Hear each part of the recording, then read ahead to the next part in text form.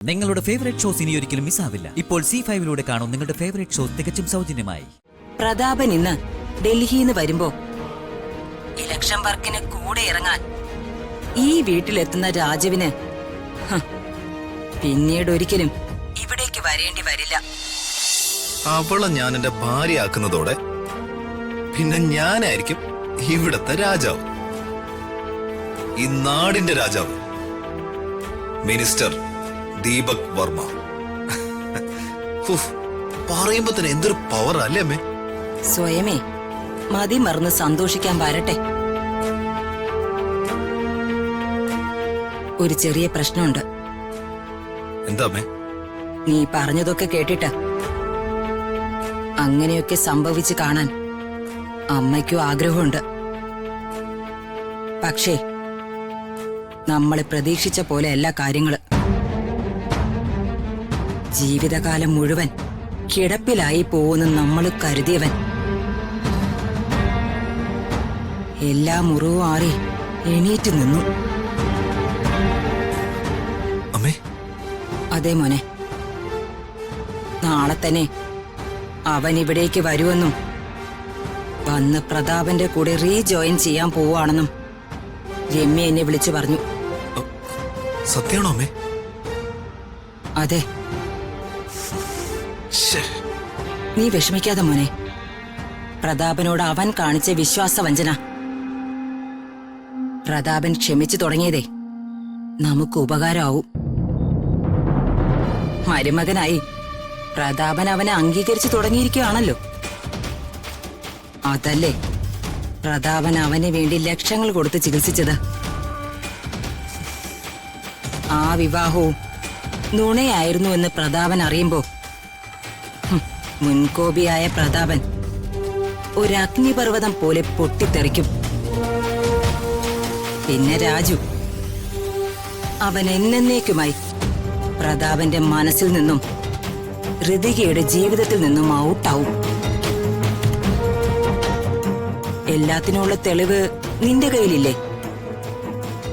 അത് പ്രയോഗിക്കാൻ സമയമായി. ആ വീഡിയോ എങ്കിൽ ഞാനിവിടെ ഇപ്പൊ തന്നെ അമ്മാവൻ അയച്ചു കൊടുക്കട്ടെ അമ്മേ?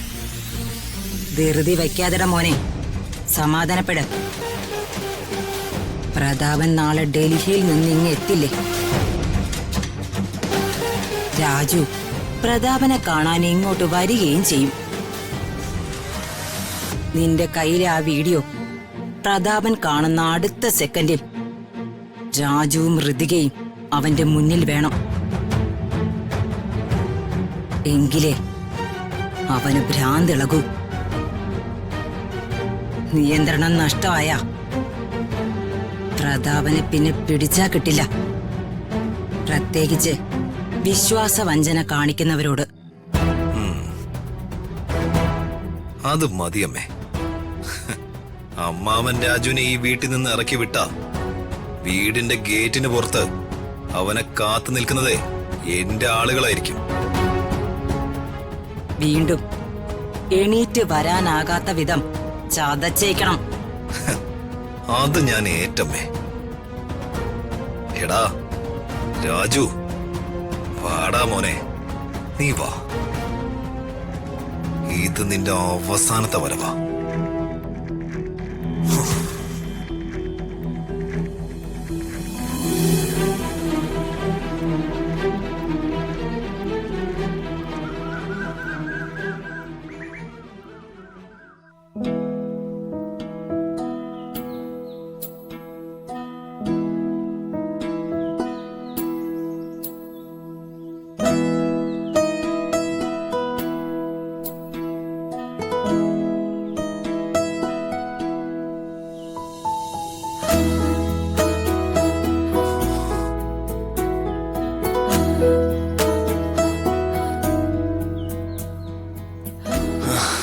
മാഡം മതി, എനിക്ക് വല്ലാത്ത ക്ഷീണം. നമുക്ക് തിരിച്ചു പോവാം. തീരെ വൈകി കുറച്ചു നേരം നിന്ന് റിലാക്സ് ചെയ്തോ രാജു. പക്ഷെ ഇനിയും 1 കിലോമീറ്റർ എങ്കിലും മുന്നോട്ട് നടന്നിട്ടേ തിരിച്ചു പോകാൻ പറ്റൂ. ഈ ക്ഷീണമൊക്കെ രാജു കഴിക്കുന്ന മെഡിസിന്റെയാ. ശരി, എങ്കി വാ, നമുക്ക് നടക്കാം. റെസ്റ്റ് എടുക്കണ്ടേ? ഒന്ന് നിന്നപ്പോ ആ കിതപ്പൊക്കെ അങ്ങ് മാറി. ഈ നടത്തം കഴിഞ്ഞിട്ടേ വർമ്മ സാറ് ഡൽഹിയിൽ നിന്ന് വരുന്നതിന് മുൻപ് എനിക്ക് ഹൃദയ മാഡത്തിന്റെ വീട്ടിലെത്താനുള്ളതാ. രാജുവിന്റെ ഹെൽത്ത് ഒക്കെ ഓക്കെ അല്ലേ? ആ, കുറച്ചു ദിവസം കൂടി രാജുവിന് റെസ്റ്റ് എടുത്തൂടെ? എന്നിട്ട് പോരെ ഇലക്ഷൻ വർക്കൊക്കെ? ഞാൻ വേണമെങ്കിൽ അച്ഛനോട് സംസാരിക്കാം. ഋതിക അമ്മയുടെ എന്തൊക്കെയാ പറയുന്നേ? ദേ, ഞാൻ ഓക്കെയാ, പൂർണ്ണ ആരോഗ്യവാനാ. ഈ ഇലക്ഷൻ കാലം എന്ന് പറഞ്ഞാലേ വർമ്മ സാറിന് നിന്ന് തിരിയാൻ സമയം കാണില്ല. പോരാത്തതിന് ഈ സമയത്തായിരിക്കും വർമ്മ സാറിനോട് വൈരാഗ്യമുള്ളവരുടെയൊക്കെ പകവീട്ടലും. അപ്പോ ഞാൻ കൂടെ ഇല്ലാതെ എങ്ങനെയാ മാഡം? ശരി മാഡം, വാ, 1 കിലോമീറ്റർ കൂടി നമ്മൾ മുന്നോട്ട് നടക്കുന്നു. ആ.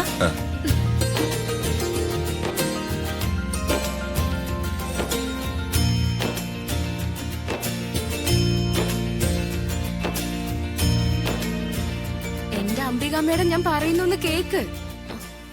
എന്റെ പൊന്ന അംബിക മേഡം, സോറി. അറിയാലോ, എന്റെ അമ്മാവനുണ്ട് വീട്ടിൽ.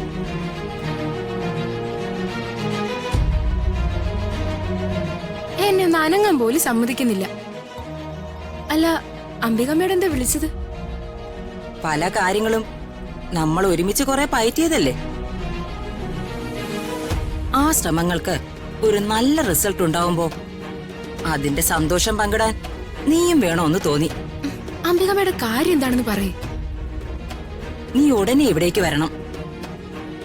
രാജുവിന്റെയും ഋതികയുടെയും വിവാഹം നടന്നിട്ടില്ല എന്ന് പ്രതാപനെ ഞാൻ ബോധ്യപ്പെടുത്താൻ പോകുന്ന ദിവസമാ ഇന്ന്. എങ്ങനെ? എല്ലാത്തിനും തെളിവായി എന്റെ കയ്യിലൊരു വീഡിയോ ഉണ്ട്. തൽക്കാലം നീ അത്രയും അറിഞ്ഞാ മതി. യജമാനന്റെ കൂടെ വീണ്ടും വിശ്വസ്തനായി ജോലിയിൽ പ്രവേശിക്കാൻ പോകുന്ന അവനെ വേണ്ട, ഞാൻ ആ വാക്ക് ഉപയോഗിക്കുന്നില്ല. അത് നിനക്ക് ചിലപ്പോ വിഷമാവും. പ്രതാപൻ ഇന്ന് ഡൽഹിന്ന് വരുമ്പോ ഇലക്ഷൻ വർക്കിന് കൂടെ ഇറങ്ങാൻ ഈ വീട്ടിലെത്തുന്ന രാജുവിന് പിന്നീട് ഒരിക്കലും ഇവിടേക്ക് വരേണ്ടി വരില്ല. സന്തോഷായില്ലേ? സന്തോഷാണ് അംബിക മേഡം.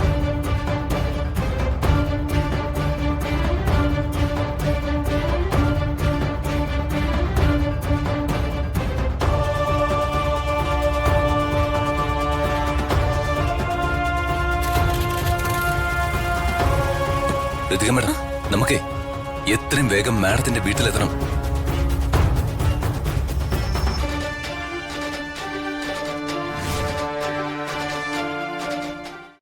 ഡൗൺലോഡ് ചെയ്യൂ C5 ആപ്പ്. കാണൂ എല്ലാ എപ്പിസോഡുകളും സൗജന്യമായി.